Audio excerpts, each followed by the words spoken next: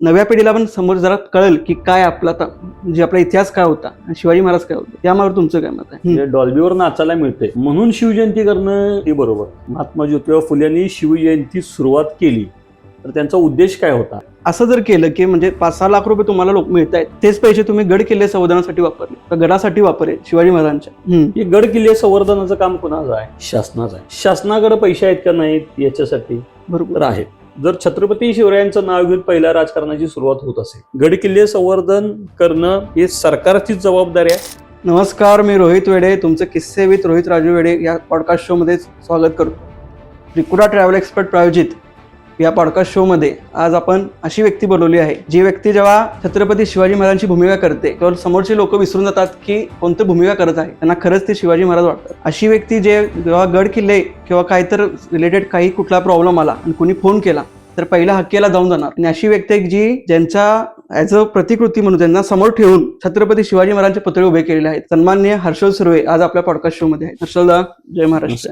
जय महाराष्ट्र. सर्वप्रथम तुम्ही आमच्या शो मध्ये आला त्याबद्दल मी तुमचं पहिला आभार मानतो. पहिला एक प्रश्न म्हणजे तुम्हाला विचारायचा आहे की नुकतीच शिवजयंती झाली आणि आजची जी शिवजयंती आहे ती म्हणजे एका वेगळ्या पद्धतीची बनलेली आहे. म्हणजे पहिला वेगळे असायचे, खरं आता नुसतं धांगड दिनगाव वगैरे आहे. तर आजची शिवजयंती आणि तरुण पिढी याबद्दल तुमचं काय मत आहे? शिवजयंती ही मोठी आणि थाटामाटातच व्हायला पाहिजे, म्हणजे दणकेबाज व्हायला पाहिजे, यात काही शंका नाही. पण फक्त नाचायला मिळते, म्हणजे डॉल्बीवर नाचायला मिळते म्हणून शिवजयंती करणं हे बरोबर नाही. कारण आता ते स्वरूप तुम्ही जे म्हटलं की स्वरूप बदलत चाललंय. खरोखर म्हणजे स्वरूप बदलायला पाहिजे, पण ते चांगल्या पद्धतीनं बदलायला पाहिजे. पण स्वरूप बदलत असताना ते कुठेतरी वेगळ्या दिशेला चाललंय आणि याच्याबद्दल आम्ही बरेच वेळा आवाज उठवलाय. गणेशोत्सवामध्ये सुद्धा आम्ही शिवजयंती हा देखावा केला होता, त्याच्यामध्ये काय करावं आणि काय करू नये हे सांगितलं होतं. त्यावेळी महात्मा ज्योतिबा फुले यांनी शिवजयंती सुरुवात केली तर त्यांचा उद्देश काय होता तफावत मिळते. सगळीच अशी मंडळं नाहीत. काही तालीम मंडळ जी आहेत की ती खरोखर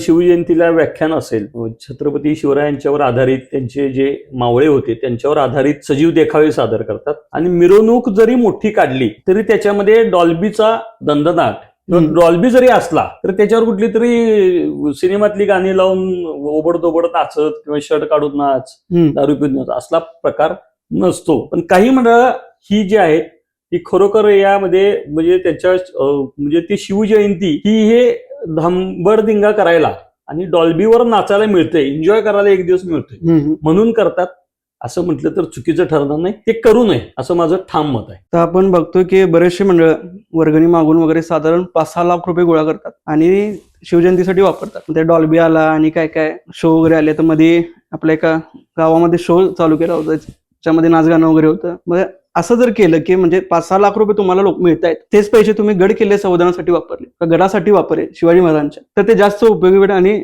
नव्या पिढीला पण समोर जरा कळेल की काय आपला म्हणजे आपला इतिहास काय होता आणि शिवाजी महाराज काय होते, यावर तुमचं काय मत आहे? मी म्हणते की मंडळांनी पैसे माझं उलटे म्हणजे ते जरासं कुणाला आवडेल ना आवडत, पण मला असं वाटतं की वर्गणी जमा झालेली तुम्ही म्हणते ते बरोबर आहे. नाचगाणी करणं किंवा हे करणं याच्यावर खर्च करायला नको, 100% बरोबर आहे. पण ते आलेले पैशानं गड किल्ले संवर्धन करणं हे गड किल्ले संवर्धनाचं काम कुणाचं आहे? शासनाचं आहे. शासनाकडे पैसे आहेत का नाहीत याच्यासाठी? बरोबर आहेत. जर छत्रपती शिवरायांचं नाव घेऊन पहिल्या राजकारणाची सुरुवात होत असेल तर ही शासनानं जबाबदारी घ्यावी. मंडळांनी केलं तर किती करणार आहेत? मी पुढचं बोलताना मी सांगेनच की मी पण केलं, पण किती प्रयत्न केला आणि कुठपत आम्ही यशस्वी झालो. तसं ती कितपत यशस्वी होणार आहेत 5-6 लाख रुपयामध्ये? आणि अशी किती मंडळं 5-6 लाख रुपये वर्गणी गोळा करतात? एवढ्या सगळ्या मंडळांना एवढी होत नाही. हा एक बरोबर आहे की पैसे झालेले गोळा, तर त्यातून त्यांनी किमान त्यांच्या मंडळाची जी कार्यकर्ते आहेत ती वर्षभर गड किल्ल्यांच्यावर फिरायला घेऊन जावे. बरोबर, म्हणजे ते गड किल्ले संवर्धन की तुम्ही जावा. म्हणजे आपण कुठं आहे की अहत तंजावर तहत पेशावर अवघा मुलुक आपला, म्हणजे आपल्या फक्त महाराष्ट्रात नाही तर तंजावरमध्ये सुद्धा आपले मराठ्यांनी राज्य केलेलं आहे. तर त्या मार्गावर म्हणजे कर्नाटक असेल, आंध्र प्रदेश असेल, तमिळनाडू असेल, इथंपर्यंत छत्रपती शिवरायांनी किल्ले जिंकले होते. आणि तिथला प्रदेश कसा आहे, गड किल्ले कसे आहेत, छत्रपती शिवाजी महाराज तिथे येऊन गेले, राजाराम महाराज येऊन गेले, संभाजी महाराज येऊन गेले, हे कुठे कुठे गेले याची माहिती या मंडळातल्या मुलांना व्हावी. म्हणजे तो वर्गणी जमलेला पैसा जर काय गड किल्ले दाखवण्यासाठी आपापल्या मंडळातल्या कार्यकर्त्यांनी केला तर हे जास्त उचित होईल. म्हणजे जे माहीतच नाही आहेत आपल्याला, म्हणजे आपल्या इथं आता कोल्हापूर जिल्ह्याला कुठे गेले, पन्हाळे झालं, विशाळगडला कुठेतरी त्या पार्ट्या करायला जाणं ते आता बंद झाले. काय दानकी काढल्यामुळे. पन्हाळगड झाला, हे झालं, किती आपल्या इथे फिरायला जाणार आहेत. काही ट्रेकर्स आहेत ते ट्रेकिंग म्हणून गड किल्ल्यांच्यावर जातात. आमच्यासारखे जे कार्यकर्ते आहेत ते बरेच, आम्ही आता तंजावर पर्यंत पण जाऊन आले. पण ते मंडळाने पैसे जमलेले हे सर्व आपल्या कार्यकर्त्यांना नेऊन गड किल्ले वर्षभर मग ते पैसे टप्प्याटप्प्याने खर्च करावेत. आयडिया चांगलं, कारण की तंजावर पर्यंत आता लोक बऱ्यापैकी कुठे जातात, पन्हाळ्याला जातात, विशाळगड जातात किंवा पावनगड. हे आपण आपल्या एवढ्या एरियामध्ये बोलला तर पुण्यातले वेगळे आहेत, नाशिक मधले किल्ले वेगळे आहेत, माहित पाहिजे तरुण आपल्या. रायगड जिल्ह्यात चांगले किल्ले आहेत. सागरी किल्ले जर बघितला तर तुम्ही इथून आपल्या गोव्यापासून ते खाली अलिबाग पर्यंत हे मराठ्यांचं आरमार कसं पसरले होतं, तिथले बरेच किल्ले बघण्यासारखे आहेत. गोवा नावाचा किल्ला पण आहे, गोवा किल्ला, बरोबर, हा रायगड जिल्ह्यात आहे. म्हणजे असे बरेच आहेत, आम्ही आता तिकडे जाऊन आलोय. तर त्या किल्ल्यांच्यावर सगळ्यांना घेऊन जावं असं माझं म्हणणं आहे. बरोबर आहे.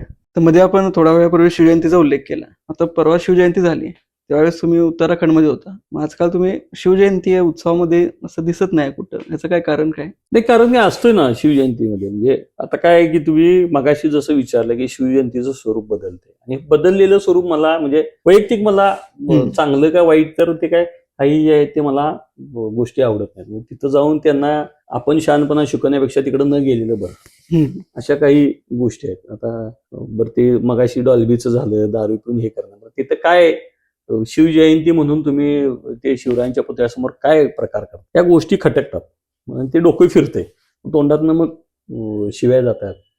बऱ्याच वेळा मी तिथं त्या, आता मी मंडळाचं नाव घेत नाही, रस्त्यावर जाताना गाडी थांबली आणि मी ते गाडीतनं बघत होतो, तर ती पोरं ज्या पद्धतीनं करत होती, आणि सगळी लहान लहान पोरं होती, म्हणजे 16-17 वर्षाच्या पण खाली असतील, त्यांना मी शिव्या दिल्या. काय तुम्हाला काय अक्कल आहे काय, हे महाराजांचं, पण इकडे लाईटी लावल्याच्या एवढ्या आणि तिथे एक बल नाही, महाराजांचा मूर्ती आहे ती अंधारात आहे, आणि तुम्ही इकडे करायला लागलाय, आणि ती काय पोरं नाचायला लागल्या, कशाला करतायचं शिव, म्हणजे लायकी आहे का तुमची? मी या पद्धतीने मी बोललो, म्हणजे मला ते म्हणजे झालं नाही आणि होत पण नाही. आणि बरेच वेळा असं झालं, त्यावेळी म्हटलं की जाऊ दे तिकडे, आपण ना, आपण शिवभक्त, आणि आपण आमचा रोजचा दिवसच रोजच आमची शिवजयंती किंवा विचाराचा, शिवरायांचा, हे जे जागर आहे तो आपण रोजच करतो. हेच ही हुल्लडबाजी बघायला कशाला जायला पाहिजे? त्यामुळं जिथं चांगली शिवजयंती आहे, जिथं खरोखर काहीतरी घेण्यासारखं आहे, अशी बरीच मंडळ आहेत, तिथं बोलत आहे तिथं जातोयच आम्ही. म्हणजे तिथं काही दिखावा करण्याची गरज नाही. मी आज आलो आणि मी शिवजयंती आहे बघा एवढी ठिकाणी, भले 4 जण चांगली करत असतील, बोलवत असतील, तर तिथं जाऊन त्यांचं आपण चांगलं त्यांना प्रोत्साहन देणं, मदत करणं, हे करतोयच आपण. त्यामुळं ह्या वर्षी नव्हतो, आता तुम्ही बघितलं असेल पन्हाळ्यात ते मशाल आणायला गेली, ज्योत आणायला जाते, बरं काय ते ज्योत आणून काय तिथे गेला, किती गाड्या पेटवा काहीतरी प्रकार झाला तिथे, तलवारी घेऊन, अरे काय ते काय तलवारी घेऊन रस्त्यावर घासत जात आहे, हे जात आहे, काय त्याला काय ती काय म्हणजे काय म्हणायचं याला? त्यामध्ये उल्लडबाजी वाढली, हुल्लडबाजी ठोकायला पाहिजे साल्यासने, असल्यासने सगळ्यात काय उपयोग नाही, म्हणजे फालतूपणा आहे सगळा. काय गाडीवरनं तलवार घेऊन तुम्ही काय शौर्य गाजवलंय? ज्यांनी शौर्य गाजवलंय त्यांनी या तलवारी म्हणजे अशा हुल्लडबाज्या करून गाजवलेलं नाही ना. तलवारीचा योग्य ठिकाणी योग्य वेळी वापर केलाय. उगाच गाडीवरनं जायचं, ते बशाल घेतली, हुर्र्या करायचं, मुळी काढून रेस करायची, बलशी जायचं, तलवार अशी रस्त्यावर घासायची आणि तिचं रील करायचं, त्याला काय अर्थ आहे? असलं करूच नाही. म्हणजे तिने त्या, मला वाटतं की त्या मूर्तीच्या समोर यायची लायकी नाही त्यांची. तिने असली शिवजयंती खरंच करू नये, म्हणजे माझं तर ठाम मत आहे. आणि असलं कोणी गेलं तर आम्हाला, म्हणजे आम्ही जातच नाही सोडा, आणि गेलो तर मग आम्ही त्या पद्धतीने बोलून येतो. असल्या मुद्दाम मी असल्याच्या गोष्टीपासून तर असं लांब राहते, म्हणजे मला ते सण होत नाही. असं म्हणजे खरे शिवभक्त आहेत जे मशाल घेऊन जाणारे, की त्यांची पण एक इमेज खराब होऊ शकते. हा बघा ना, म्हणजे चांगली आता एक ग्रामीण भागातली किंवा ह्याच्यातली शहरातली पण आपली इतकी मुलं आहेत, कुठनं मशाल घेऊन येतात, चांगल्या पद्धतीने जातात, व्यवस्थित त्यांचा ड्रेस व्यवस्थित असतोय, व्यवस्थित जातात, चांगल्या पद्धतीनं तिथं ते मशाल घेऊन येतात, आणि चांगल्या पद्धतीने त्याची प्रतिष्ठापना म्हणा किंवा पूजा म्हणा ही चांगल्या व्यवस्थित करतात. हे असली हे स्वरूप आहे, हे फालतू आहे. ते खरोखर म्हणते ना की चांगली जे आहे त्यांचं कौतुक करायला पाहिजे. असली आहे की त्यांना खरोखर म्हणजे त्याच पद्धतीची वागणूक दिली पाहिजे. बरोबर आहे. आता किल्ल्यांचं कसं आहे, आता मला माहिती आहे की तुम्ही दर 3 महिन्याला पावनगडवरचा जो झेंडा आहे, भगवा झेंडा, तो तुम्ही बदलताय सो खर्चानं. तर ही जी ऍक्टिव्हिटी आहे ते म्हणजे प्रेरणादायीसारखी आहे, की बाबा तुम्ही स्वतःहून दर 3 महिन्याला झेंडा खराब होतोय म्हणून नवीन झेंडा लावताय सो खर्चानं. तर हेच आपण म्हणतोय एखाद्या मंडळाला 5-6 लाख रुपये नाही मिळत, 5,000 रुपये जर मिळाले तर झेंडा कितीला येतो 200-300 रुपयाला. 200-300 रुपये प्रत्येक असं एका जरी मंडळाने ठरवलं की बाबा आमच्या एरियातला योग राधानगरी साईडचा योग किल्ला आहे किंवा आमच्या पुणे साईडला योग किल्ला आहे तर आम्ही ते जर भगवा झेंडा तर आमच्याकडनं या मंडळाकडनं काय तर करायला पाहिजे. म्हणजे तुम्ही जी ऍक्टिव्हिटी करता ती प्रेरणादायक आहे. तुम्ही सिंगल करताय वन मॅन शो खरंच बाकी मंडळाने मिळून जरी असं काय करायचं झालं तरी म्हणजे भरपूर फरक पडेल की शासन तर आहेच शेवटी जबाबदारी शासनाचीच आहे. आपण वाट बघू असण्यापेक्षा की आपण आता बरेच मंडळ आहेत, बरेच शिवभक्त आहेत ते जातात दरवर्षी स्वच्छता करतात. काय होतं की बुरजावर वाढलेली झाडं असतील, गवत असेल, हे असेल ते स्वच्छ करतात. पण काय होतं की पावसाळा झाला की ती परत येते. पण याच्यासाठी कायम उपाय योजना आहे का नाही तर आहे. ती कुणी करायला पाहिजे तर ते आपलं काम नाही तर ते शासनानंच करायला पाहिजे की शासनाकडे त्याच्या फंड आहेत, बरोबर वेगवेगळे त्याच्यासाठी केमिकल लागणारे आहेत, इक्विपमेंट आहेत, हे शासन करू शकते चांगल्या पद्धतीने. आपण कार्यकर्त्यांनी करायला गेलं तर त्याला मर्यादा येतात. त्यामुळे शासनाने याच्यासाठी काही फंड राखून ठेवलाय.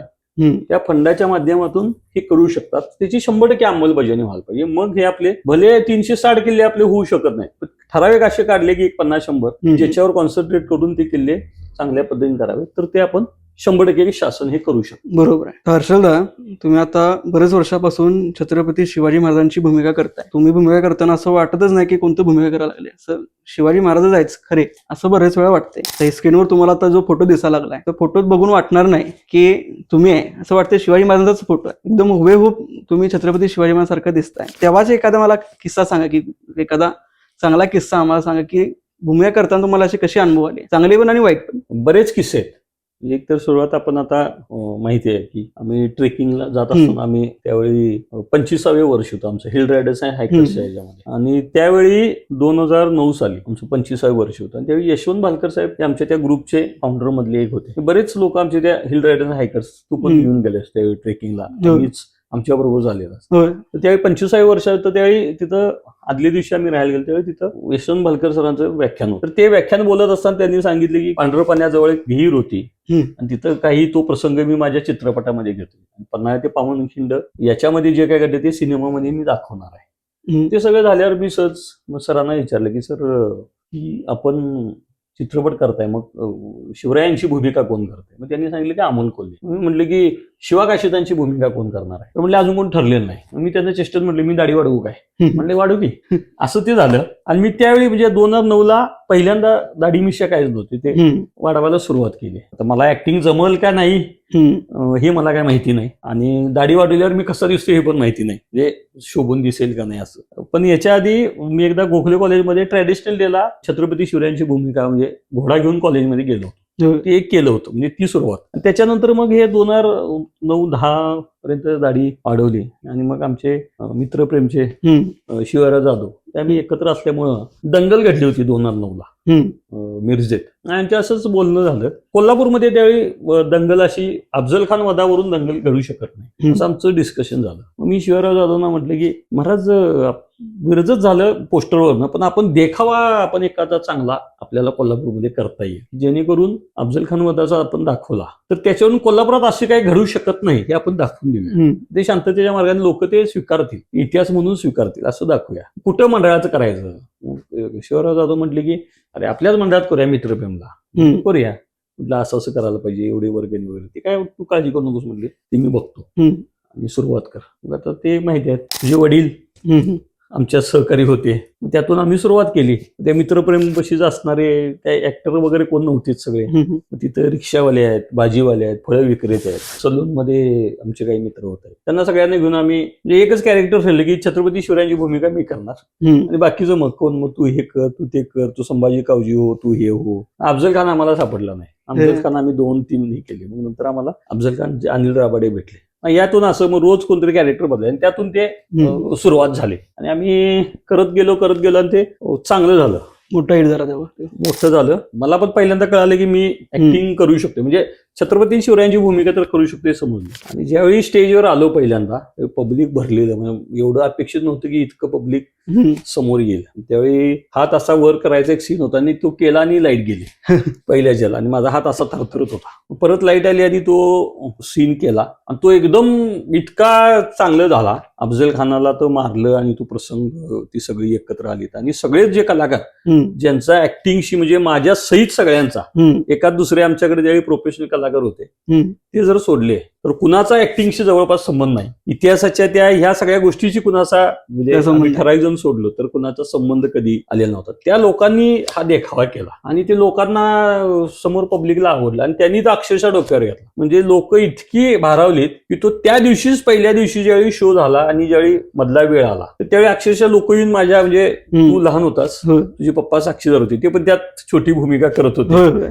लोकांनी येऊन मला साष्टांग नमस्कार केला. इतकी ती भूमिका काढली आणि ती डोक्यावर घेतली आणि तिथून मग सुरुवात झाली. मग त्यावेळी यशवंत भालकर साहेब पण ते बघायला आले.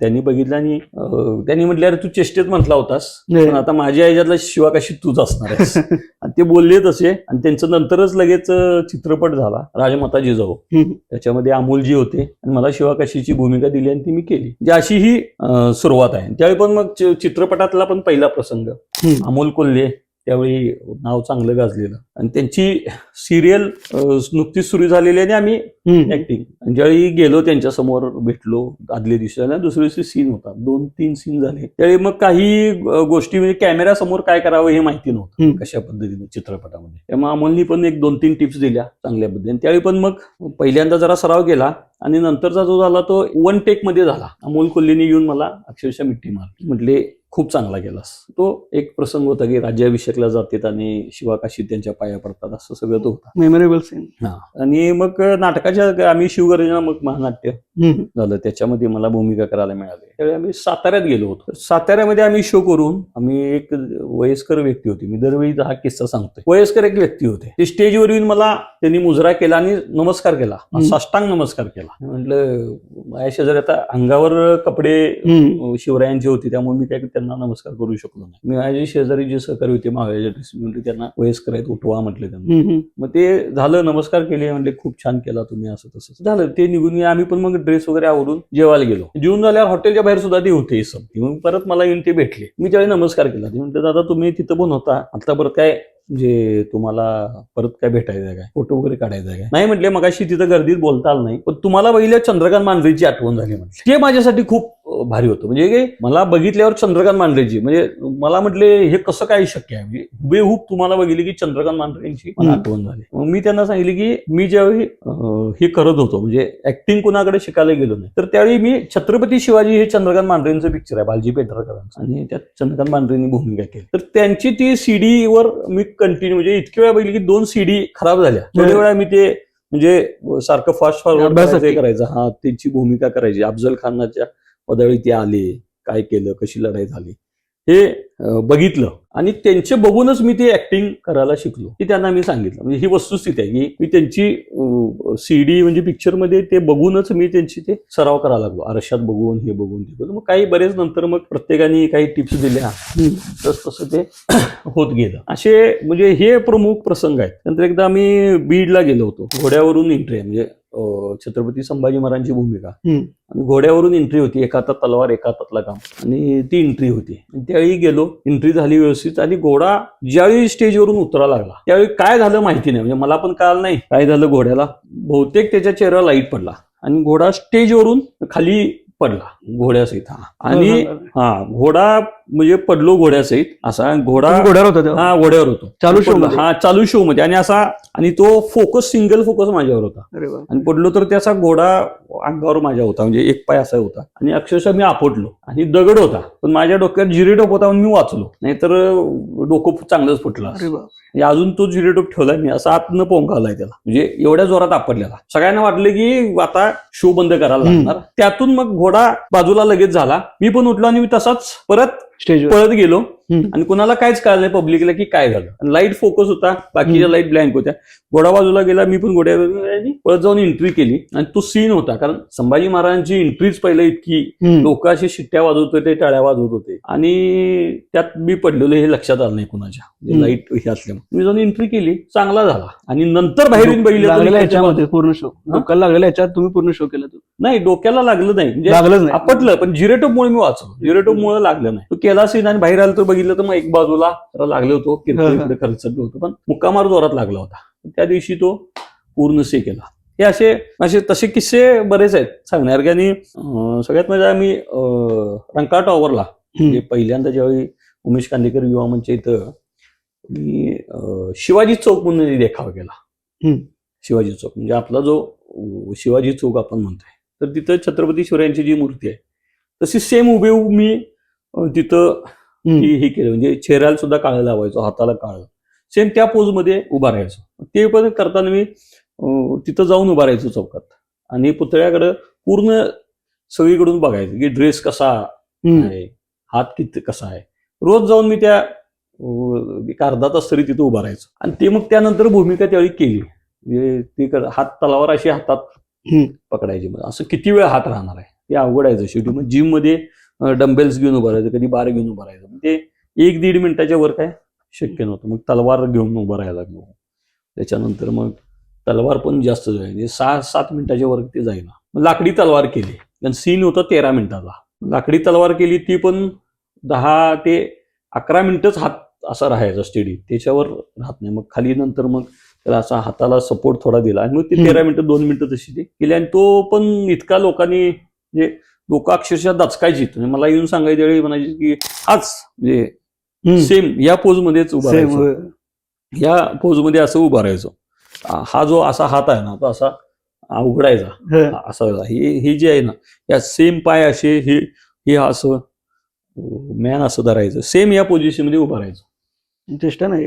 होय. आणि मग ते इतकं हे झालं ना, लोक दचकायची. काही नंतर म्हटलीत की आम्हाला पहिला वाटलं की पुतळाच आहे, आणि नंतर म्हटले तुम्ही हल्ल्यावर एकदम आम्ही दचकलो आणि तुम्ही ते लक्षात आले काय.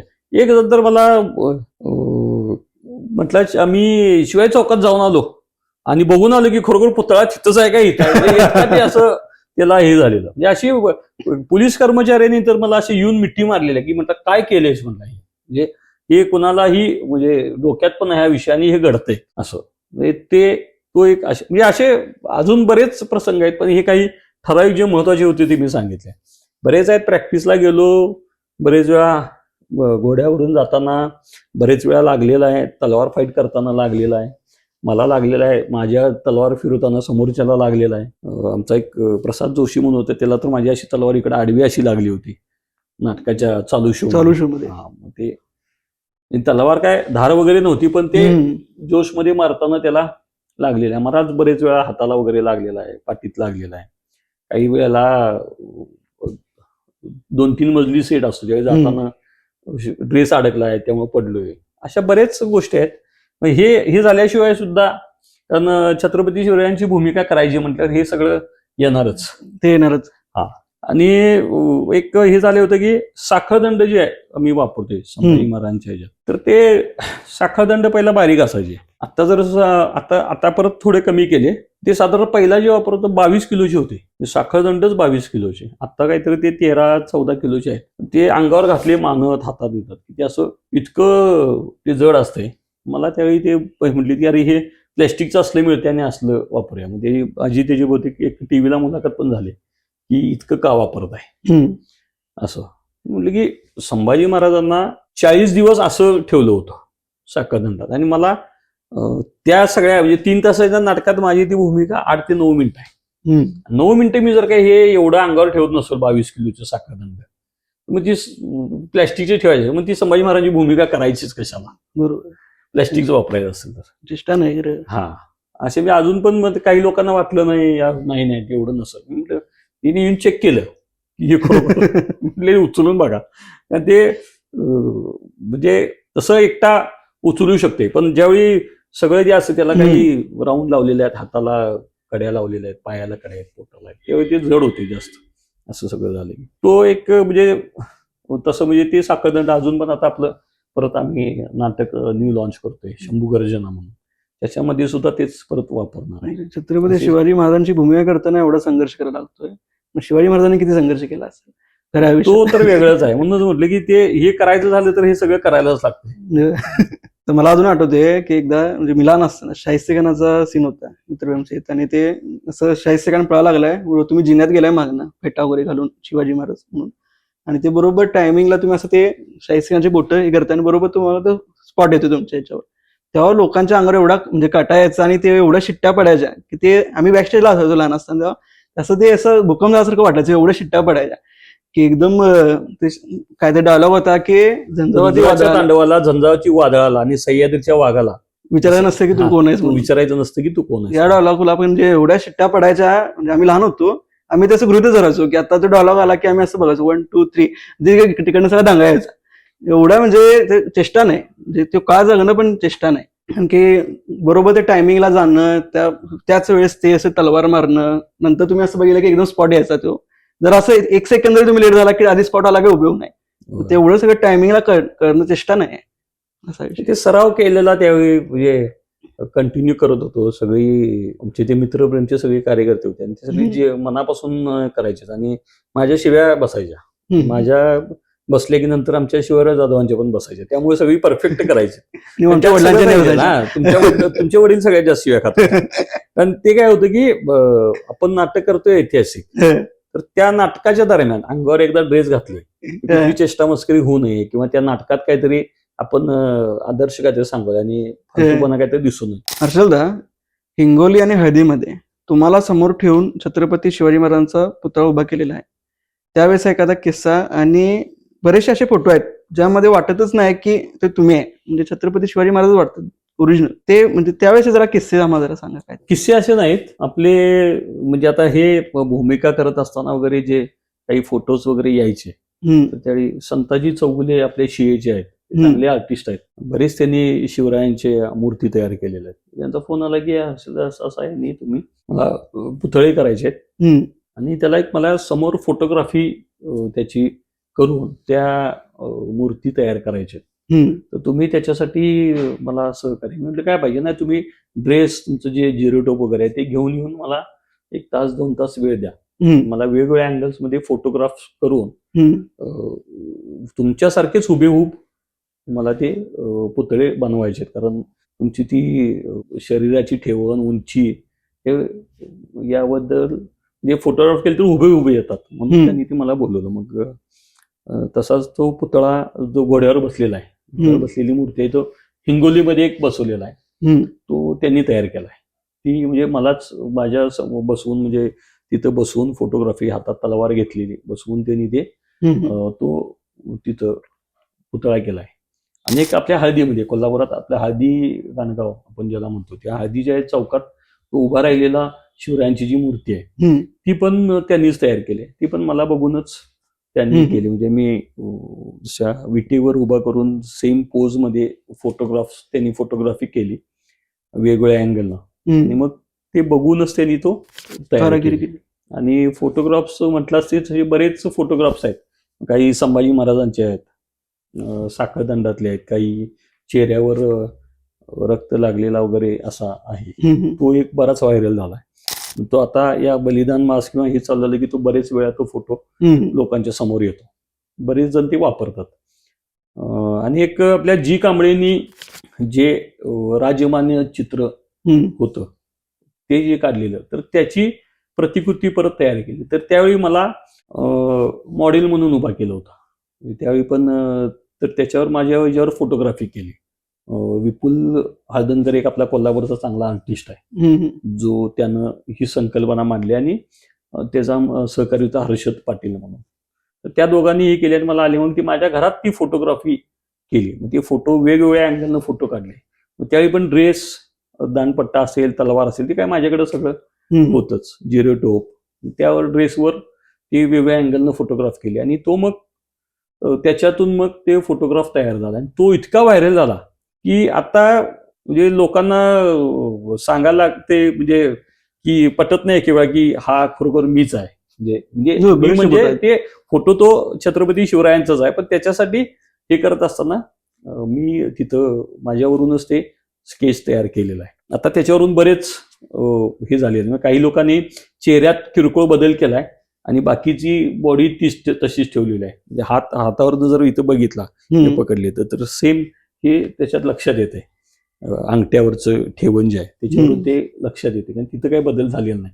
बरेच म्हणजे चेहऱ्या बदलून आता जवळजवळ त्याच्यावरून 8 ते 10 फोटोग्राफ्स तयार झाले. काही ठिकाणी आहे तसंच आहे, फक्त ड्रेसचा कलर बदललाय, बॅकग्राऊंड बदललाय, जिरोटोपचा कलर बदललाय, पण बाकी चेहरा आणि हे आहे तसंच आहे. म्हणजे मला लक्षात येते की कुठला फोटोमध्ये मी आहे आणि आहे. सुचित पोद्दार म्हणून आपले पोद्दार सर होते, त्यांचा मुलगा सुचित पोद्दार, त्यांना एक फोटोग्राफ म्हणजे ही ज्यावेळी आपण गाणे तयार केलं होतं तर त्यावेळी त्यानं एक फोटो काढला होता, त्याच्यावर त्यानं स्केच केलं होतं, ते पण बरेच व्हायरल झालं. म्हणजे रशियामध्ये काही ड्रेस पारंपरिक वेशभूषेची ज्यावेळी होती त्यावेळी त्याच्या पॉकेटवर शिवरायांचे फोटो लावलेले, तर त्यातले ते हे 2 फोटो आहेत. एक म्हणजे ते दोन्ही कोल्हापूरातल्या कलाकारांनी केलेले आहेत. सुचित पोद्दार केले, तो पण एक ओंकार कोळेकर आपला चांगला आर्टिस्ट आहे आपल्या मंगळवार पेठेतला, त्यानं पण तो पण पुतळे बनवण्यात खूप चांगला आहे. त्यानं पण मी एक घोड्यावर बसलेला शिवरायांचा पुतळा केलेला आहे, त्यावेळी पण त्यानं बऱ्याच गोष्टी फोटोग्राफी करून त्यानं केलेले, जे छोटे छोटे आहेत पण ते पण चांगले झालेले आहेत. असे आणि बरेच आर्टिस्ट लोकांनी फोटोग्राफी करून फोटो काढून घेतलेले आहेत, बरेच आहेत. एकदम हुबेहूब वाटतं. एक मलाच वाटत नाही की खरोखर एक वेळा हे तुमचाच फोटो आहे. कसं बघाय म्हणून असं. नाही, किती असे फोटो आहेत की म्हणजे असं मी एकदम डोळे फाडून बघितलं कळतं रे हर्षद आहे, हर्षदांचा फोटो आहे काय ना, ते एकदम बरेच जुना काही same लोकांनी वाटतं. मला म्हटले की आमच्या घरातला फोटो बघायला, म्हणजे तो एक किस्सा आहे. हं. मला मी म्हटलं फोटोग्राफी असे तसे शिवरायांचं हे बघा फोटो, मग पूजाला पाहिजे म्हणून आमच्या घरात फोटो बघ. मग फोटो बघितला तर तोच फोटो आणि त्याला हार घालून असं मी म्हटलं हे फोटो म्हणजे या फोटोसाठी मी असं असंही केलं. काय म्हटलं, अरे म्हटलं ते हार काढा. म्हटलं तो हर्षल सुर्वे नाही आहे, तो छत्रपती शिवाजी महाराजांचा फोटो आहे, जो तुम्ही त्या बरोबर. हेने केलाय, ते काय हर्षल सुर्वे नाही, पण तो कसा तयार झाला याचा मी दाखवतो. मग त्यांच्या लक्षात आलं, म्हटलं हा हे बऱ्याच लोकांना माहिती नाही आणि ते काय उलट चांगली गोष्ट आहे. नाही, तो हर्षल सुर्वे नाही आहे, ते छत्रपती शिवाजी महाराज आहेत. बरोबर. त्यामुळे ते आहेत आणि उलट चांगलं झालं ना, एका फोटोवरून एक दिला आणि गर्वाची कोल्हापुरातून झाले, हे महत्वाचं आहे. गर्वाची गोष्ट आहे, इष्ट नाही. तर हर्षला कसं आहे की आता छत्रपती शिवाजी महाराजांची भूमिका करणारे बरेच जण आहेत जिल्ह्यात, महाराष्ट्रात, देशात. खरं भूमिका स्टेजवर करून बाकी ऑन ग्राउंडला सुद्धा गड किल्ल्यांवर जाऊन गड किल्ल्यां संवर्धन म्हणा, गड किल्ला स्वच्छता मोहीम म्हणा, किंवा तुम्ही जसं पावनगडला करताय तसं काय तर कार्य म्हणा, झेंडाचं असू देत की आणि बऱ्याचशा गोष्टी असू देत, तसे करणारे कमी आहेत. म्हणजे भूमिका बरेच जण करतात. उद्या कोणाला पण हा तुम्ही तुमची दाढी चांगली दिसते जरा करा, कोण गावत नाही म्हणताना करतील करा. तर आयुष्यात स्वतःला तसं आत्मसात करून शिवाजी महाराजांचे विचार आत्मसात करून ऑन ग्राउंडला तुम्हीच येताय दिसताय. बाकीचे दिसतात खरं कमी दिसतात, एवढे दिसत नाहीत बाकीचे. त्याचं काय प्रत्येकाचं म्हणजे दुसऱ्याबद्दल आता काय सांगणार आपण, म्हणजे त्यांचा उद्देश आता नेमकं माहिती नाही. कारण काही लोकांनी म्हणजे मी म्हटलं मगाशी चंद्रकांत मांढरेंची भूमिका सगळ्यात मला जास्त आवडलेली, म्हणजे त्यांच्यासारखी भूमिका कुणीच आजपर्यंत उभी केली नाही असं माझं ठाम मत आहे. कारण मी तर त्यांना बघूनच तयार झालोय. आता बाकीच्यांनी काय कसं करतात काय करतात की काही म्हणजे आपण आता त्यात नाही गेलेलं बरं. तर बॉलिवूडमध्ये म्हणजे अशा लोकांना शिवाजी महाराजांचे रोल झाले आहेत, म्हणजे बघत वाटतच नाहीत शिवाजी महाराज आहेत. म्हणजे एकदम काटकोळे वगैरे असं वाटत नाही की बाबा शिवाजी महाराजांना सोबतील.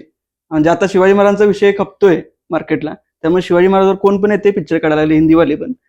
आणि सिनेमे निघायला पाहिजे, चांगले दर्जेदार निघायला, क्वालिटीचे निघायला पाहिजे, गोष्टी त्यात इतिहासाला धरून असल्या पाहिजे, काही विडंबनात्मक किंवा काहीतरी काल्पनिक गोष्टी टाकून. पण आपल्या इथले शिवभक्त जागरूक आहेत, तसं काय व्हायला लागलं तर त्याला विरोध हे करतात. आणि मगाशी तुम्ही म्हटलं तसं गड किल्ल्यांच्यावर जे आता मी करते, कारण मला उद्देश माझा तो आहे की गड किल्ल्यांच्या ह्याच्यावर, कारण गड किल्ले टिकायला पाहिजेत, राहिले पाहिजेत.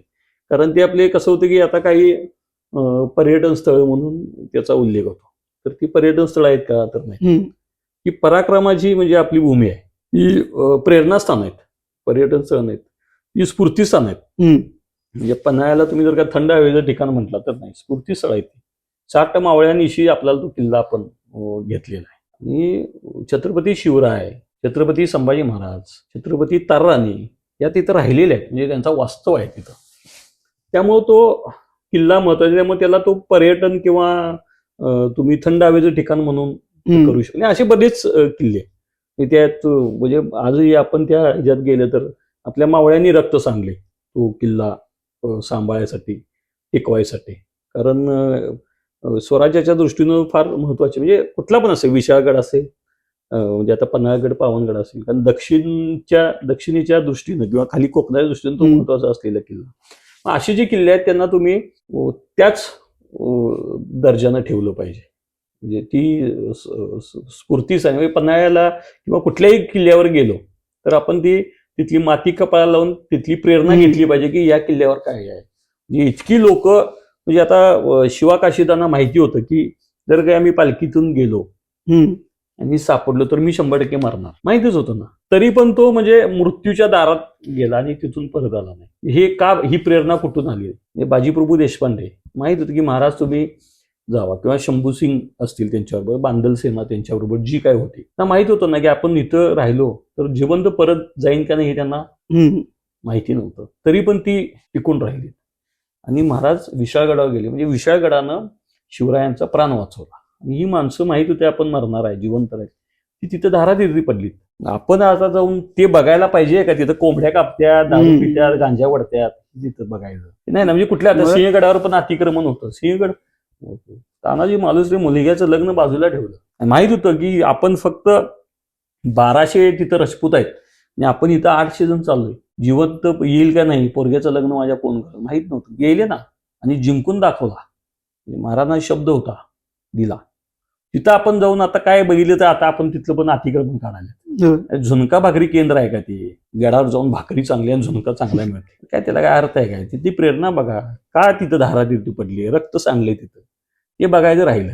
मला एक जाणून घ्यायचं आता प्रतापराव गुजर महाराजांनी फक्त रागावले, मी तुम्हाला आगावपणा करायला सांगितलं. त्या बहिलोलकानाला का सोडला तुम्ही? कुणाच्या विचारानं सोडला? परत गेले ना, धारातीर्थी पडले पण तुटून पडले त्यांच्यावर. हे काय राहिलं बाजूला? हे पर्यटन स्थळ, इथं पर्यटक किती येतील, इथं आमचा धंदा किती होईल, झुणका भाकरीची किती खपतील, इथल्या लोक रोजगार व्हायला पाहिजे, चांगलं व्हायला पाहिजे, तो त्या पद्धतीचा व्हायला पाहिजे. असं नाही उपयोग. बरोबर आहे.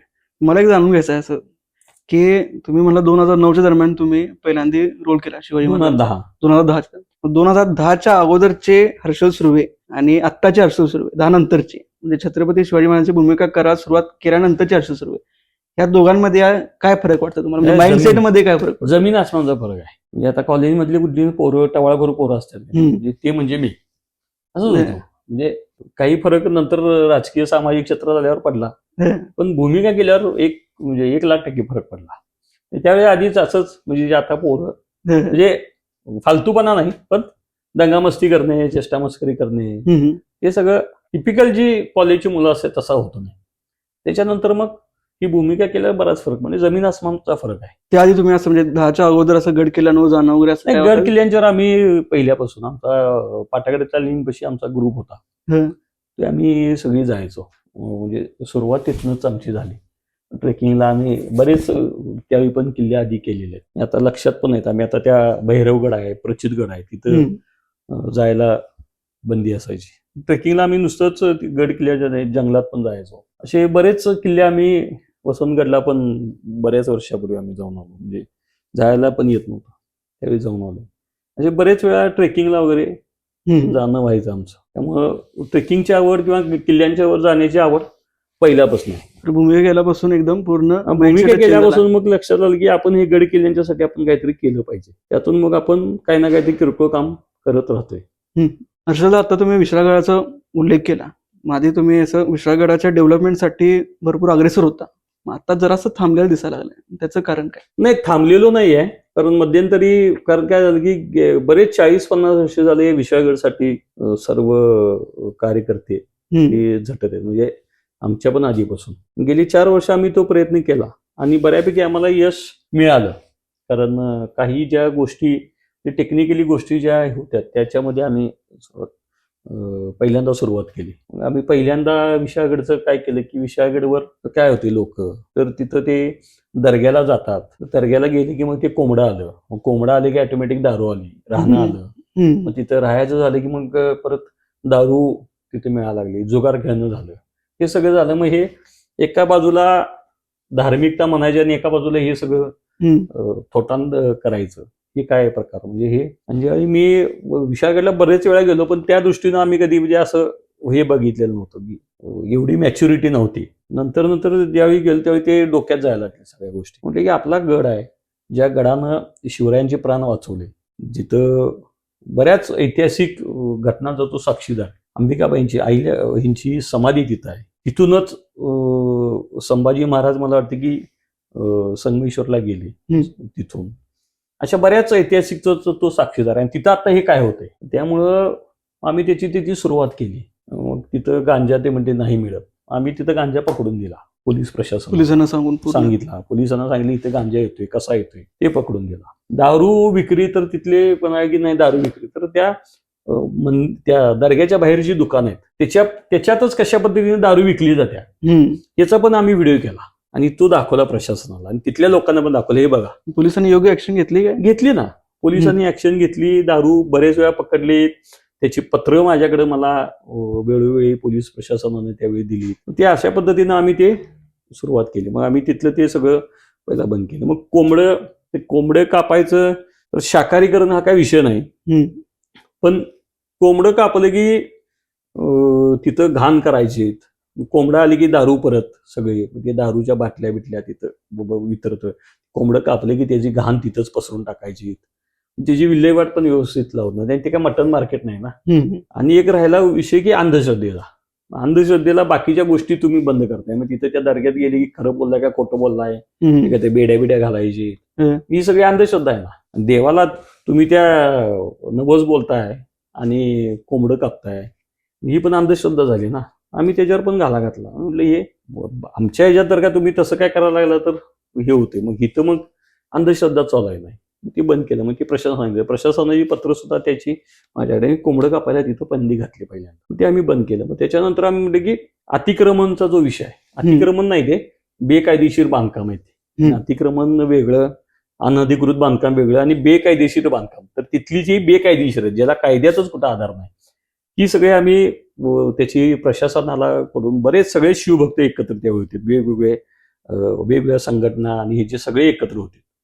मग त्यावेळी ते आम्ही प्रशासनाला दाखवून दिलो. बरेच आमचं वेगवेगळ्या मतमतांतर झालीत आणि त्यावेळी ते अतिक्रमण काढायचं ठरले. मग काही लोक फॉरेस्टच्या ह्याच्या विरोधात, फॉरेस्टवर म्हणून ती काही लोक कोर्टात गेलीत. वरची काही लोक पुरातत्वाच्या विरोधात कोर्टात गेले. कोर्टात ती केस आहे. त्या केसला सुद्धा मी, आमच्या इथले काही कार्यकर्ते, बंडा साळुंखे आहेत, आमचे फतेसिंग सावंत आहेत, हे आम्ही सगळी कोर्टात सुद्धा आम्ही उपस्थित राहायचो. पण हे सगळं होत असताना त्या गोष्टीला लांबड लागली. काही तिथल्या लोकांनी स्वतः आम्ही अतिक्रमण काढतो घेऊन सांगितलं, पण ते काय झालं नाही. इतकं पद्धतीनं झालं नाही. कारण पूर्ण आपण गेलो गडावर, विशाळगडावर, तर विशाळगडावर सुरुवातीलाच गेलो की इतकी घाण दिसते.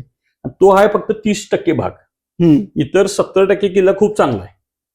म्हणजे पूर्ण पलीकडच्या बाजूपर्यंत, म्हणजे माचाळकडे जाणारा जो रस्ता आहे किंवा कोकणकडा आहे, हनुमान टेकडी आहे, कोकण दरवाजा आहे पलीकडं, त्या ज्या गोष्टी आहेत हे खरंच चांगलं आहे. हे ऍक्च्युली डेव्हलप व्हायला पाहिजे असं आमचं म्हणणं होतं. पण पहिली गेल्या जितकी ती घाण तिथं साचलेली असायची ते बघवायचं नाही. मग आम्ही ते सगळं सुरुवात करत असतो. मग मी एक संकल्पना मांडली की ज्यावेळी छत्रपती शिवराय विशाळगडावर गेले त्यावेळी त्यांनी खिंडीत लढत असलेल्या मावळ्यांना तोफेचा इशारा दिला, तोफ वाजवली. तर ती तोफ वाजवताना एक स्मारक छत्रपती शिवरायांचं तिथं व्हावं, बरोबर. आणि त्याला चांगलं आमदार विनय कोरेंनी पण त्यावेळी चांगला पुढाकार घेतला आणि ते सगळं करायचं ठरलं. मग फंड कसा घ्यायचा, कारण आम्हाला माहित होतं की त्या बाकीच्या गोष्टीपेक्षा स्मारक जर झालं तर तिथं सगळ्याच या गोष्टी ज्या चालतात त्याला आळा येईल. शिवभक्त हे चांगल्या पद्धतीनं रोज तिथं जातील, ते सगळा परिसर, त्यामुळं स्वच्छता येईल आणि ह्या बाकीच्या जे सगळं भानगडी चालायच्या त्याला पण आळा बसेल असं एक होतं. आणि अतिक्रमण सुद्धा, अनधिकृत बांधकाम सुद्धा ती काढून घ्यायला पण आपण त्यात अग्रेसर राहायचं. पण त्यावेळी ज्यानंतर ती दंगल झाली त्यानंतर सगळंच थांबलं. म्हणजे आता गेले 40 वर्ष तिथं महाशिवरात्री होते, पण आता 2 वर्षी शिवरात्रीच झालेलं नाही. म्हणजे ह्या सगळ्या गोष्टी म्हणजे चुकीच्या घडल्या. म्हणजे काही नुसतंच आपण दंगली घडवून हाणामाऱ्या करून अग्रेसरनं काही होत नाहीत. काही गोष्टी ह्या कागदोपत्री सुद्धा आपण त्या चांगल्या पद्धतीने कोर्टात सुद्धा काही गोष्टी लढायला पाहिजे होत्या. ती तिथं ऍक्च्युली कोर्टात आम्ही नाही पण प्रशासनानं, शासनानं, सरकारनं त्यामध्ये ठाम भूमिका घ्यायला पाहिजे होती. आता काढलेली म्हणतात पण तेवढी नाही काढलेली अतिक्रमण. आणि ते आताची स्थिती काय, आता काय नाही, जैसे ते आहे म्हणतात अतिक्रमण काढले, पण ते काय इतकं हे नाही. कोंबडी खाली कापली जातात, निवत घेऊन गेला जातो, वर खायला ते येत नाही. पण आता काही छुप्या वाटेनं दारू गांजा जातोय त्याच्यावर पण आमचं लक्ष आहे. तिथे पण एक दिवस कधीतरी दांडकं बसणार आहे ते ज्यावेळी टप्प्यात येईल त्यावेळी. पण विषयाकडचं थांबलेलो असं नाही आहे, आहेत काही गोष्टी पण त्या आता काही शासकीय लेवलला आहेत. हम्म. आता मी काही इथं बोलून दाखवत नाही, पण त्या हम्म. करण्याच्या प्रयत्नात आहे. ज्यावेळी होईल त्यावेळी ते चांगल्या पद्धतीनं म्हणजे विशाळगड किल्लाच चांगल्या पद्धतीने डेव्हलप करायचा प्लॅन डोक्यात आहे. आणि त्याची अंमलबजावणी चांगल्या तुमची पद्धतीनं संकल्पना भारी आहे की ज्या ठिकाणी तोप वाजवली त्या तोपेला महत्व आहे, हा. त्या तोप वाजवतेला पुतळा तसं तिथे तयार करणं ही संकल्पनाच भारी आहे. त्याचा म्हणजे भरपूर बरेच म्हणजे करता येते परिणाम. तिथं, म्हणजे त्या विशाळगड किल्ल्यावर बरंच करता येईल. व तिथल्या लोकांना पण पाहिजे की आयुष्यभर तुम्ही किती दिवस ती कोंबडं कापून गांजा विकून दारू विकून किती दिवस धंदा करणार आहे. तुमच्याकडे फक्त येणार ती दारू पिणारीच येणार. हे असं काहीतरी चांगलं झालं, किल्ला स्वच्छ ठेवला तर चांगली लोक येतील, फॅमिली येऊन राहील, तुमचाच चांगला रोजगार वाढेल ना. तर त्यांना ते काय नको आहे, त्यांना त्या घाणीतच पडायचं आहे. त्याला आता काय गड किल्ल्यापाशी मला ते फार्म हाऊस वगैरे पण जास्त वाढाले नाही, बारट्या बिरट्या ते प्रमाणात जास्त वाढले. ते आता काय प्रत्येकाचा ज्याचा त्याचा हे आहे, पण गड किल्ल्यांच्या वर असं काय हे नाही. आजूबाजूच्या परिसरामध्ये असतील त्याचं काय ज्याचा त्याचा प्रश्न आहे. ते काय त्यात काय आपल्याला जायची मला वाटत नाही की त्यात काय त्यावर आपण काय बोलावं. पण किल्ल्यावर असेल तर 100%. आता पावनगडवर पण एकानं तसंच बांधलेलं बुरुज पाडून आम्ही गेलो आणि सकाळी पाडून आलो. सकाळी गेलो फार्म हाऊस बांधला केला होता, पाडून आलो आम्ही. झाले आता त्याला 17 वर्ष झाले. काय केस वगैरे केस बीस काय नाही. पोलीस प्रशासनाला घेऊन गेलो, तुम्ही म्हणतो तुम्ही काढा नाही आम्ही काढू, काढून टाकलं. नगरपालिकेने त्यावेळी तिथे जेसीबी पाठवला. पोलीस अधिकारी मला वाटतं की गोडसे साहेब होते, त्यांनी मदत केली. आम्ही बघा म्हटली पाडा. आम्ही सुरुवात केली तोपर्यंत त्यांनी येऊन सगळे पाडून गेले, पाडून टाकलं. यावर मला आठवलं की गड किल्ल्यांच्या नावाचे बार चालू होते बरेच ठिकाणी, शिवनेरी बार, प्रतापगड बार, ते तुम्ही बंद पाडले आवाज उठून. तो काय किस्सा होता? नाही आता काय किस्सा असं नाही. याच ह्याच्यातनं करत असताना बरेच वेळा मी गेलो. मी आता तुम्ही जर का तुळजापूरला गेला, तुळजापूरला असं वर शिवरायांचा पुतळा आहे आणि असं गेले की इथे शिवनेरी लॉजिंग दिसते. लॉजिंग आहे ते, बार नाहीये, लॉजिंग दिसते. तिथे येताना आम्ही बरेच मग इकडे तिकडे येताना एका ठिकाणी थांबलो, तिथं प्रतापगड बार होता. या साईडला गेलो तर रायगड वाईन शॉप बार आणि वाईन शॉप, राजगड बार, असं सगळं बऱ्याच ठिकाणी होतं. मग आता ते जसं बघितलं की होते ते, पण त्यांना ते लक्षात आलं नाही की बाबा याच्यातून हे नको करायला. त्यांनी ते हे न केलेलं. मग काही लोकांना आम्ही भेटलो, त्यांना सांगितलं हे बरोबर नाही आहे बारचं तुमचं नाव, ते बदला. मग त्याच्यावर आम्ही गाणं तयार केलं. रायगड धाबा, प्रतापगड बार, शिवनेरी हॉटेल आणि गाजलेलं परमिट रूम ऑफर, असं हे केलं. ते पण गाजलं बरंच. मग त्याच्यानंतर आम्ही उद्धव ठाकरे साहेब ज्यावेळी मुख्यमंत्री होते त्यावेळी शंभूराजे देसाई यांना आम्ही निवेदन दिलं आणि त्यांना या गोष्टी आम्ही आंदोलन वगैरे केलं. बऱ्याच लोकांना जाऊन भेटलो. काही हॉटेलवाल्यांनी उलट बोलायला सुरुवात केली. आम्ही ते प्रशासनामार्फत सांगितलं आणि त्यांनी लगेच मंजूर केलं. पहिल्या प्रेमानं सांगून बघितलं. प्रशासनानं हे केलं. प्रशासनानं सरसकट सगळ्यांना नाव बदलायला, देवांची देवदेवतांची नावं आणि गड किल्ल्यांची नावं ही बारला वाईन शॉपला देता येणार नाही ह्याचा GR करून ठेवला. आणि ती चांगली पूर्ण महाराष्ट्रभरात, पूर्ण महाराष्ट्र. कारण तुम्ही मी असं नाही, शिवभक्त म्हणजे सुरुवात मी एक माध्यम झालो तिथपर्यंत झालं आणि ते बंद झालं आणि आता पूर्णपणे बंद आहे. म्हणजे फक्त गड किल्लेच नाही, देवदेवतांची नावं सुद्धा काही होतीच. साई बार, गुरुदत्त वाईन शॉप, असं बरेच काय काय होतं ते आता बंद झाले. म्हणजे आता इथून पुढे सुद्धा कोण त्याला परवानगी मिळू शकत नाही. मार्शलला तुम्ही आतापर्यंत बरेचसे किल्ले फिरलाय. आतापर्यंत जे साधारण तुम्ही किती किल्ले फिरले असाल आणि तुमचा आवडता किल्ला कुठला? माझा आवडता किल्ला म्हणजे राजगड. राजगडला जवळजवळ मी नाही ना म्हटलं तरी 10-12 वेळा तरी गेलो असेल चालत. राजगड हा माझा सगळ्यात आवडता किल्ला. म्हणजे दिवसा एकाच दुसऱ्या वेळी गेलो असेल, पण दरवेळी आम्ही अंधारातच किल्ला चढलोय आणि भारी किल्ला आहे. म्हणजे राजगड हा छत्रपती शिवाजी महाराज साधारण 23 ते 24 वर्ष त्या किल्ल्यावर, म्हणजे स्वराज्याची जडणघडण जी झाली त्या राजगड किल्ल्यावर. त्यामुळं राजगड किल्ला हा माझा आवडता किल्ला आहे. तिथं बाले किल्ला आहे, कारण अफजल खानाला मारून त्याचं जे मुंडकं तिथं ठेवलं, तो त्या बाले किल्ल्याचा दरवाजा राजगडच्या. महाराज स्वतः तिथं राहिलेले आहेत. त्यामुळं तो किल्ला मला आवडता. म्हणजे बरेच वेळा मी सगळ्या त्या तिथं म्हणजे संजीवनी माची आहे, सुवेळा माची आहे, पद्मावती माची आहे, बाली किल्ला आहे, गुंजवणीचा दरवाजा आहे, पाली दरवाजा आहे, अळू दरवाजा आहे, काळेश्वरीचा बुरुज आहे, तिथनं काही चोरवाट आहेत. अशा बऱ्याच, मी तर गुंजवणीच्या दरवाज्यातून गेलेला आहे, पद्मावतीचा जो चोर दरवाजा आहे तिथून गेलेला आहे, पाली दरवाज्यातून गेलेला आहे, अळू दरवाजा आहे तिकडून गेलाय, परत संजीवनीचा चोर दरवाजा आहे त्यातून गेलेला आहे. असं बरेच, म्हणजे त्या किल्ल्यावर बरेच वेळा फिरलेला आहे,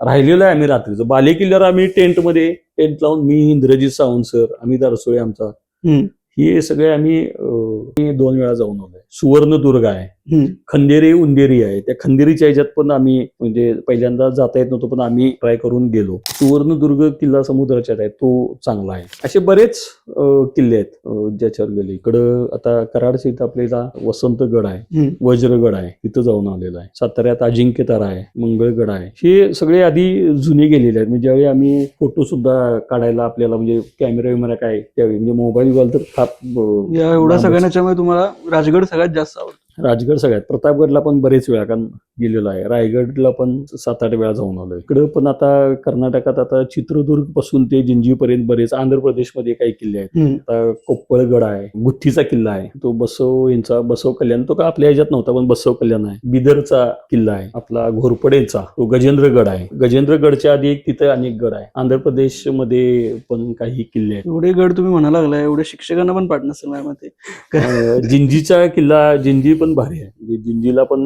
जो 6-7 असे आहेत, पण काही ठिकाणी जाता येत नाही. आम्ही 2 ठिकाणी, म्हणजे जिंजीचा जो मेन जो किल्ला आहे जिथं मराठ्यांनी राज्य केलं, राजधानी होती, त्या किल्ल्यावर त्याच्या बाजूला एक आहे, तिथं जाऊन आलो. हैदराबादच्या इथं पण किल्ला, तिकडं पण आम्ही जाऊन आलो. असं बरेच गेली. इकडे मगाशी मी पहिल्यांदा सांगितले ते भैरवगड आहे, प्रचितगड आहे. आता प्रचितगडावर फॉरेस्टनं जायला मनाई केलेला आहे. वासोटा किल्ला आहे. अशा बऱ्यापैकी इकडं नाशिकमध्ये आता अजून आता राहिलेली किल्ले आता इकडे जाणार आहे. इकडं राजमाची आहे, विसापूर आहे, तुंग तिकोना आहे, रायगड जिल्ह्यात तळा आहे. हे सगळे किल्ले आहेत. म्हणजे आठवणात पण असं चित्र समोर यायला लागले. पण म्हणजे किती वर्ष झालं आम्ही हे करायला लागलो. एवढे गड फिरला तुम्ही, चेष्टा आहे काय?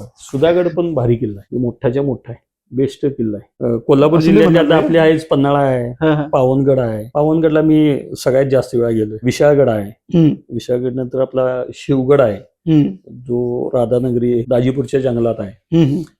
परत आपला गगनबावड्याचा गगनगड आहे. इकडे सज्जनगडावर पण आम्ही जाऊन आलोय. सामानगड आहे, महिपालगड आहे, परत कलानिधीगड आहे, जो पारगड आहे चंदगडमध्ये. कलानिधीगड पण भारी आहे. म्हणजे तो पण एक चांगल्या पद्धतीनं डेव्हलप करायचा असा माझ्या डोक्यात प्लॅन आहे. मी तिथल्या स्थानिक आमदारांशी बोललोय, तो आहे. आणि आहेत 2-4 किल्ले, त्याच्यावर पण आम्ही जाऊन आलो. तिथं तर स्वच्छता मोहीम आणि हे पण केलेलं आहे. स्वच्छता मोहीम करताना असं म्हणजे रागत असेल की आता, म्हणजे मी माझ्या वाढदिवसा दिवशी एकदा पन्हाळा केल्या स्वच्छता मोहीम घेतली, तेव्हा आम्ही साधारण 3 पोती कचरा काढला. त्यात दारूच्या बाटल्या बिटल्या, मॅगीची कागद, परत ते तंबाखूच्या पुड्या. ठीक आहे, 3 पोती म्हणजे काहीच नाही, ट्रॅक्टर भरून त्यामध्ये तो स्वच्छ म्हणायचा. मग काय ते हे आपण काढताय आणि परत येऊन तिथं काचेत घालून जातात. म्हणजे काढताना एवढा राग येतो की म्हणजे आलोय कशासाठी, स्थान काय, लोक येतात कशासाठी, तुम्हाला असं ते कायम म्हणजे वाईट वाटत असेल प्रत्येक वेळेस. सांगितलं ना मग, असल्या लोक हे करते. आणि किल्ल्यावर तर गेलो आणि तिथं जर काय समोर हे करायला तर आता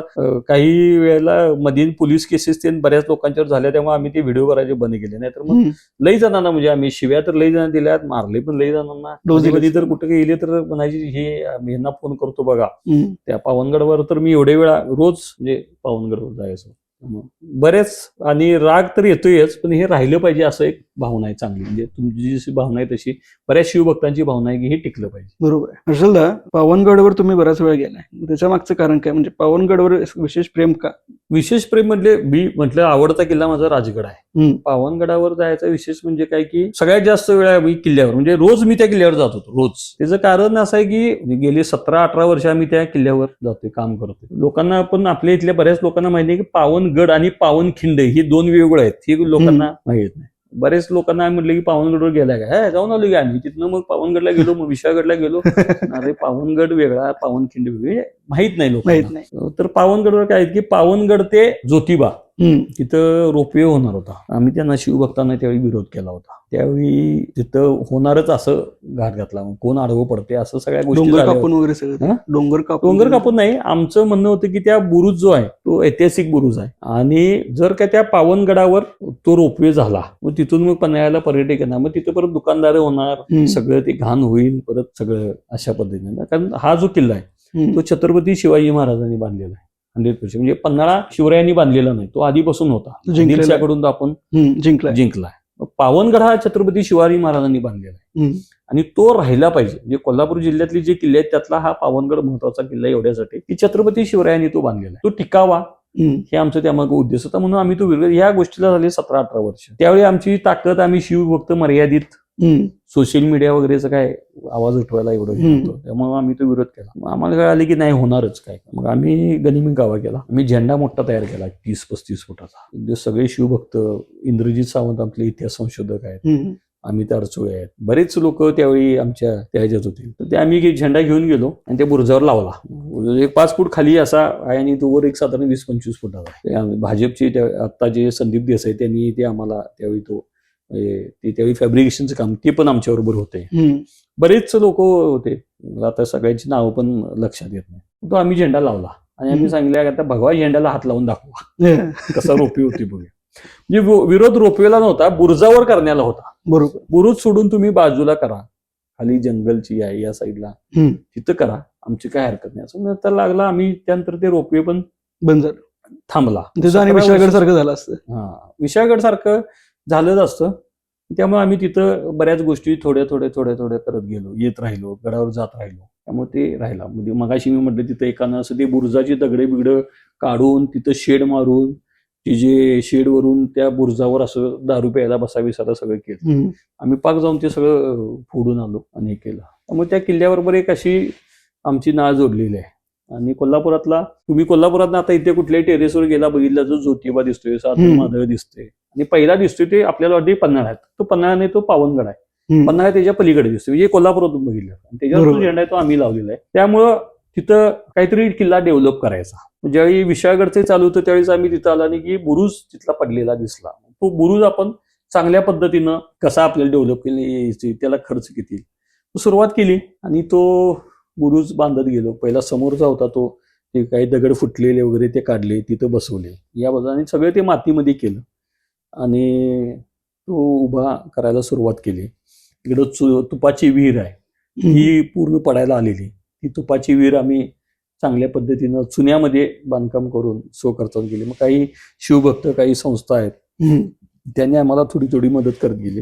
साधारण एक 10-12 लाख रुपये खर्च आम्ही करून तो समोरचा बुरुज एक बाजू इकडची पडलेली आहे, त्याची सुरुवात आम्ही टप्प्याटप्प्याने करायला सुरुवात केली. साधारण 624 दगड आम्ही ते पडलेले मोठे हे सगळे वेगळ्या बाजूला पडलेले ते एकत्र वेगवेगळे व्यवस्थित करून ठेवले, नंबरिंग केलं, ते काढून परत बांधले.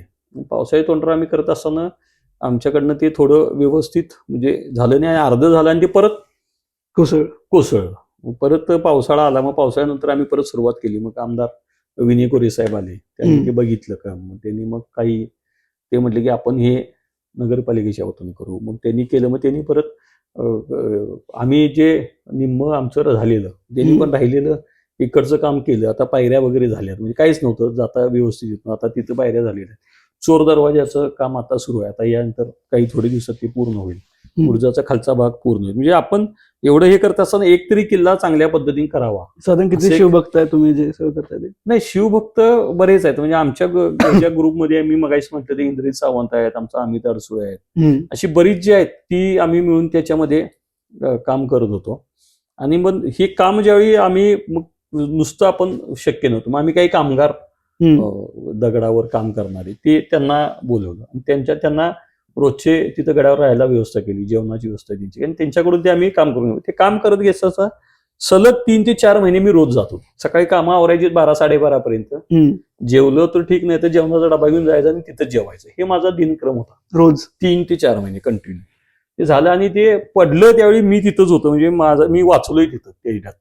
आणि जिथं आम्ही ते बॅरिकेडिंग वगैरे सगळं केलेलं, म्हणजे पायाड उभा केलेलं, ते काढलं. कारण पाऊस आधीच 2 दिवस पडून गेला होता आणि पुढं आता म्हटलं काम पावसाळ्यात करायचं, थांबवायचं आणि राहिलेलं काम नंतर करायचं. आणि ती तिथं आम्ही काढलं आणि ज्या दगडावर मी उभा राहिलं फक्त एक पाऊल मागवलं आणि तिथनं परत सगळा बुरुज ढासळला. मी आणि एक तो कामगार एक होता ते परत ढासळलं. मग आम्ही ते परत केलं, पण आता सगळं व्यवस्थित झालंय. तुम्ही पुढाकार घेतला. म्हणजे बुरुज बांधता इथं पडला, बांधताना तुम्ही बांधताना नाही, आम्हाला निम्मा झाल्यावर मग आम्ही म्हटले ते काम राहिलेलं पावसाळ्यानंतर करायचं. आणि तो आम्ही बॅरिकेडिंग त्या फ्रेम वगैरे लावले त्या काढताना तो पडला.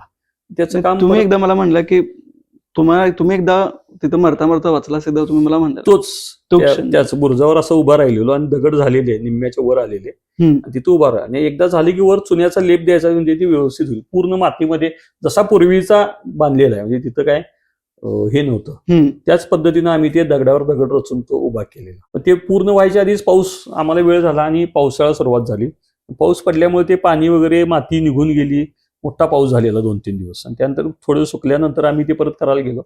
तर ते जिथं उभारलोय तिथूनच ते माझ्या जरासं म्हणजे अर्धा फूट पण म्हणजे मी तिथून बाजूला आणि सगळा ढासळला. परत आम्ही परत नव्यानं सुरुवात केली, परत स्वच्छ केलं, परत तिथं साहित्य अडकले, पावसाळ्यानंतर काढला आणि आता व्यवस्थित झालाय, चांगला दिसतोय. आता लांबून जरी बघितलं तरी आता तो पूर्ण किल्ला बांधायचा असं एक स्वप्न आहे. आता शासनाकडनं पैसे किती मिळतात बघू आणि त्या पद्धतीनं मग पावनगडाचं काम चांगल्या पद्धतीनं म्हणजे पावनगडची सगळे सुरुवात करणारी माणसं जी आहे ती आम्ही.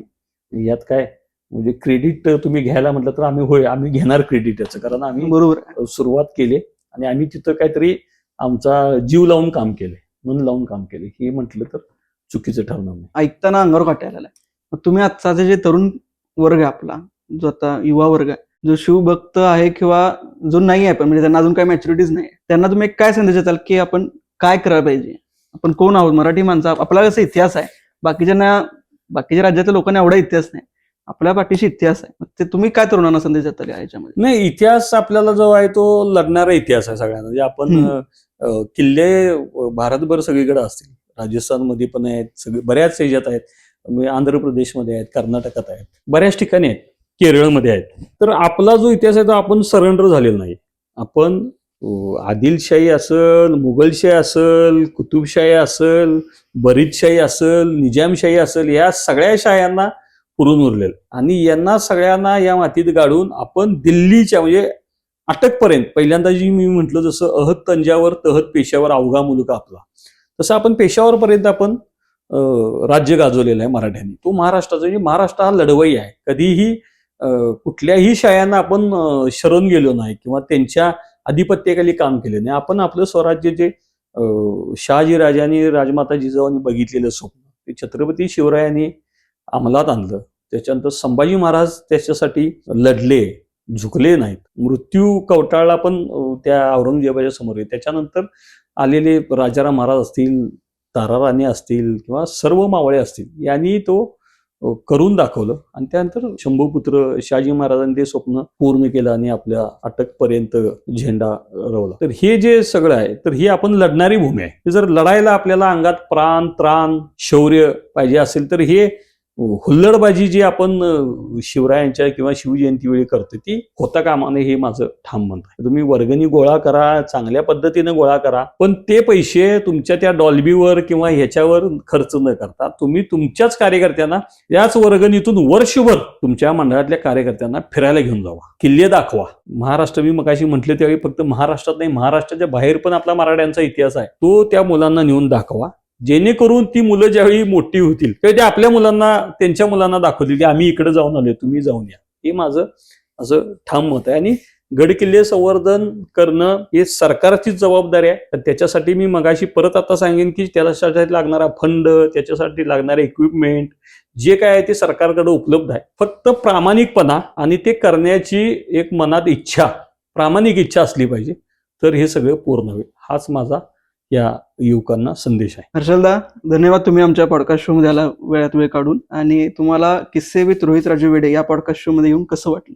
तर वेडेंचा आमचा संपर्क बरेच वर्षापासून आहे त्यामुळे वेडेंच्या बरोबर चर्चा करायला काही वेगळं नाही, पण चांगली मजा आली. म्हणजे सगळेच जे तू प्रश्न काढले होतेस म्हणजे ते बऱ्याच दिवसांनी माझं पण रिव्हिजन झालं. आता काही गड किल्ल्यांची नावं आठवत नव्हती, ती जरा आता आठवण्याचा परत प्रयत्न करतो. काही जे बऱ्याच माझ्या फेसबुकला जुन्या जे फेसबुक माझं आहे त्याच्यात पण बऱ्याच गडकिल्ल्यांची नावं किंवा पोस्ट टाकलेले आहेत, त्यामुळे ते रिव्हिजन झालं माझं त्या पॉडकास्ट मधनं, बरं झालं. आम्हालाच बरंच शिकायला मिळालं. आम्हाला तर म्हणजे बरेचसे किल्ल्याचे नाव तुम्ही पहिल्यांदा ऐकलं. गोवा, रायगडमध्ये गोवा किल्ला हा मला आज कळलं.